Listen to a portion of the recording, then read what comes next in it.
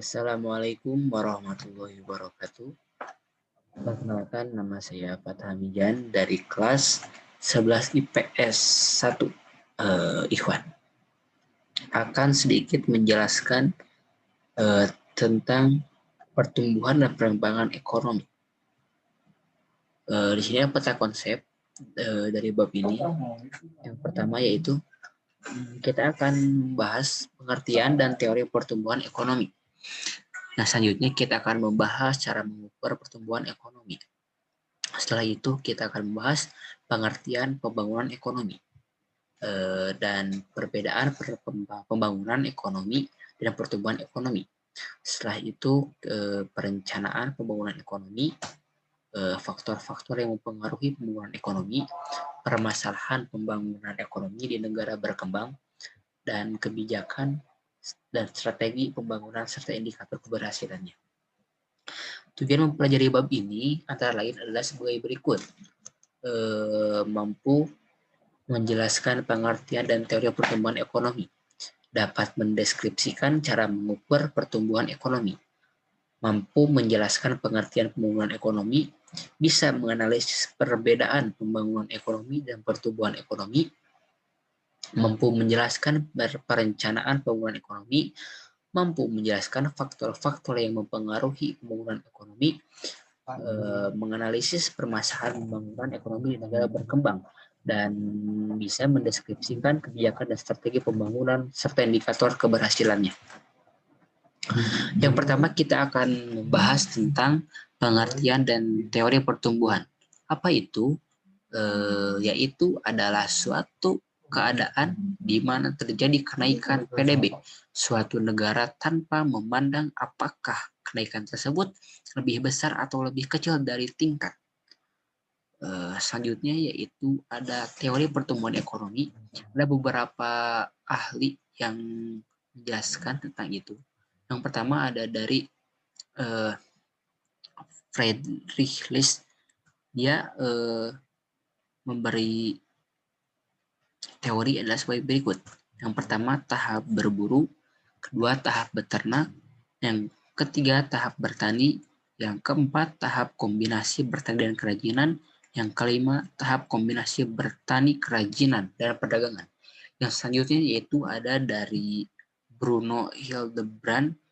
Dia menjelaskan bahwa perekonomian barter, perekonomian kredit, dan perekonomian uang.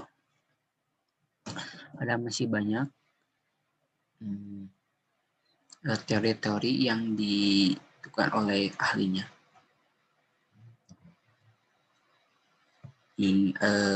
Ada dari Haron Domar. Dia menjelaskan bahwa barang telah digunakan secara penuh. Besarnya tabungan proporsional dengan fluktuasi pendapatan nasional. Ketiga, perbandingan antara modal dan hasil produksi atau capital output ratio adalah tetap. Yang keempat, perekonomian hanya terdiri dari dua sektor, yakni rumah tangga dan perusahaan. Perekonomian tertutup. Selanjutnya yaitu gimana sih cara mengukur pertumbuhan ekonomi?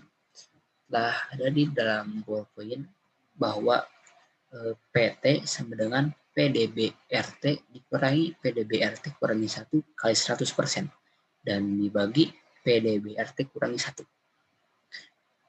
Pengertian pembangunan ekonomi menurut Michael P. Todaro. Dia menjelaskan bahwa pembangunan harus dipahami sebagai suatu proses multidimensi yang melibatkan perubahan besar dalam struktur sosial, sikap populer dan lembaga rasional, percepatan pertumbuhan ekonomi dan pengurangan kesenjangan dan pemberantasan kemiskinan absolut. Sedangkan menurut Profesor Dudley Sears bahwa keberhasilan pembangunan ekonomi ditentukan oleh jawaban ke pertanyaan berikut. Yang pertama, apakah pembangunan itu telah mengurangi kemiskinan? Yang kedua, apakah yang dilakukan terhadap pengangguran? Yang ketiga, apakah yang dilakukan terhadap kesenjangan? Selanjutnya yaitu perbedaan pembangunan ekonomi dan pertumbuhan ekonomi. Pembangunan ekonomi atau economic development adalah pertumbuhan ekonomi yang diikuti perubahan-perubahan dalam struktur ekonomi dan corak kegiatan ekonomi. Pertumbuhan ekonomi atau economic growth adalah suatu kondisi yang memungkinkan terjadinya peningkatan produk domestik bruto di suatu negara atau daerah. Pertumbuhan ekonomi merupakan salah satu indikator keberhasilan pembangunan ekonomi. Perencanaan pembangunan ekonomi. Pengertian perencanaan pembangunan ekonomi, ada beberapa pendapat dari para ahli mengenai pengertian perencanaan pembangunan. Yang pertama ada dari Lionel Robbins. Beliau mendefinisikannya sebagai kontrol atau penekanan bersama atas kegiatan produksi dan tukar menukar pribadi. Yang kedua ada dari F.A. Hayek, yaitu dia menjelaskan perencanaan pembangunan ekonomi adalah arah aktivitas produksi oleh sebuah otoritas sentral.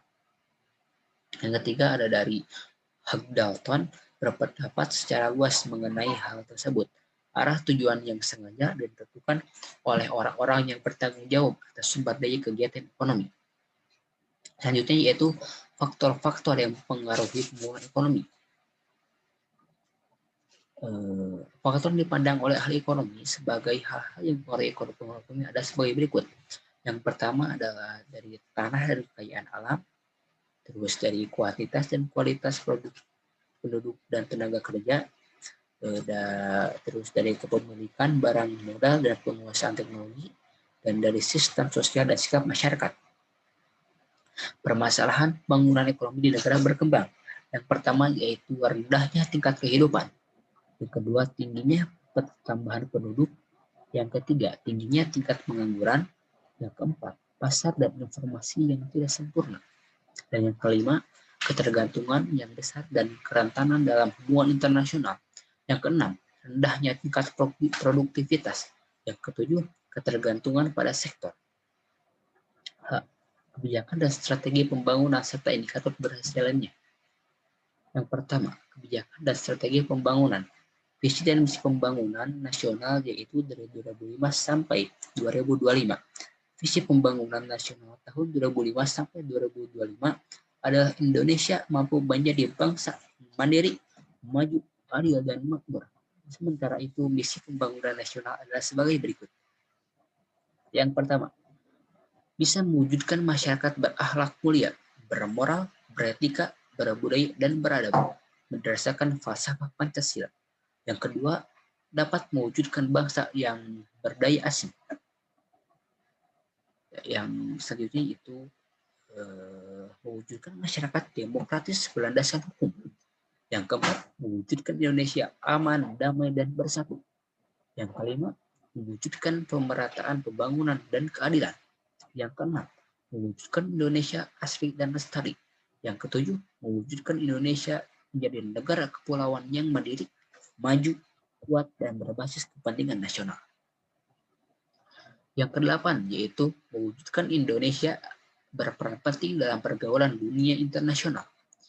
Yang B, yaitu rencana pembangunan jangka menengah dari 2005 sampai 2025. Tahapan skala prioritas utama dan strategi RPJM secara ringkas adalah sebagai berikut. Yang pertama, RPJM yang ke-1 dari 2005 hingga 2009 diarahkan pada penataan kembali membangun Indonesia di segala bidang dengan tujuan menciptakan Indonesia yang aman dan damai, adil dan demokratis, serta tingkat kesejahteraannya rakyatnya meningkat. Yang kedua, RPJM yang kedua dari 2020 sampai 2024. Dari 2010 sampai 2014. Ditunjukkan pada pemantapan penataan kembali Indonesia di segala bidang yang menekankan pada upaya peningkatan kualitas sumber daya manusia, termasuk perkembangan kemampuan iptek, serta penguatan daya asing perekonomian. Yang seterusnya yaitu RPJM yang ketiga dari 2015 hingga 2019. Ditunjukkan pada pemantapan pembangunan serta menyeluruh di berbagai bidang dengan menekankan pencapaian daya asing, kompetitif perekonomiannya berdasarkan keunggulan sumber daya alam, dan sumber daya manusia berkualitas, serta mampu iptek yang terus meningkat. Yang seterusnya yaitu RPJM yang keempat dari 2020 hingga 2025 ditujukan pada kegiatan mewujudkan masyarakat Indonesia yang mandiri, maju, adil, dan makmur melalui percepatan pembangunannya di berbagai bidang dengan menekankan terbangunnya struktur perekonomian yang kokoh berlandaskan keunggulan kompetitif di berbagai wilayah yang didukung oleh sumber daya manusia berkualitas dan berdaya asing. Yang C, arah kebijakan umum pembangunan nasional. Arah kebijakan umum pembangunan nasional adalah sebagai berikut. Yang pertama, arah kebijakan umum bertujuan melanjutkan pembangunan serta mencapai Indonesia yang sejahtera. Yang keduanya yaitu arah kebijakan umum untuk memperkuat pilar-pilar demokrasi dengan penguatan yang bersifat kelembagaan dan mengarah pada tegaknya ketertiban umum atau penghapusan segala macam diskriminasi, pengakuan dan penerapan hak asasi manusia serta kebebasan yang bertanggung jawab. Arah kebijakan umum untuk memperkuat dimensi keadilan dalam semua bidang, termasuk pengurangan kesenjangan pendapatan, pengurangan kesenjangan pembangunan antar daerah, termasuk desa dan kota, dan kesenjangan gender. Seterusnya yaitu indikator keberhasilan pembangunan ekonomi. Ada 3 indikator yang mengukur keberhasilan pembangunan ekonomi. Ketika indikator itu adalah indikator moneter, indikator non-moneter, dan indikator campuran. Indikator moneter meliputi pendapatan per kapita dan indikator kesejahteraan ekonomi bersih atau net economic welfare yang disingkat NEC atau NEC. Yang kedua, indikator non-moneter diambil dari beberapa hal pokok yang berkaitan dengan kehidupan masyarakat. Indikator non-moneter meliputi indikator sosial dan indeks kualitas hidup. Yang C, yaitu indikator campuran. Indikator Susenas, Inti, dan Indeks Pembangunan Manusia atau Human Development Index. Selain indikator-indikator di atas, garis kemiskinan, poverty line, dan kebutuhan dasar minimum basic minimum needs juga digunakan sebagai indikator pembangunan. Mungkin cukup sekian yang bisa saya sampaikan. Lebihnya mohon maaf. Wassalamualaikum warahmatullahi wabarakatuh.